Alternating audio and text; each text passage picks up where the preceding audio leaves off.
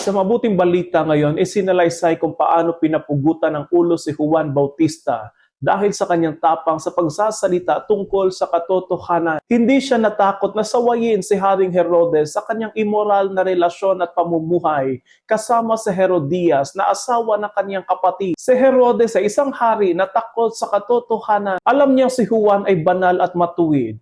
Ngunit dahil sa kahinaan ng kanyang konsensya, sa kanyang takot at kahihiyan, sa kagustuhang mapasaya ang iba, pinapaslang niya si Juan Bautista. Makikita natin na ang katotohanan na hindi laging tinatanggap ng mundo at ng karamihan. Minsan ang pagiging tapat sa Diyos at sa kanyang mga utos ay magdadala sa atin sa kahirapan, pagtatakwil at kamatayan. Sa ating panahon ngayon, maraming Herodes pa rin ang ayaw makinig sa katotohanan. Maraming Herodias ang nagagalit kapag tinatamaan ng kanilang immoral na pamumuhay. Minsan tayo mismo ay natutuksong manahimik upang wag masaktan o mawala ng karangalan, posisyon o kapangyarihan. Pero ipinapaalala sa atin ni Juan na ang tunay na alagad ng Panginoon ay nangangahulugang tapat sa katotohanan kahit sa gitna pa ng panganib at pang-uusig. Katulad ni Juan Bautista, maging mga tinig dinawat tayo ng katotohanan ng mga turo ng Panginoon sa sanlibutan.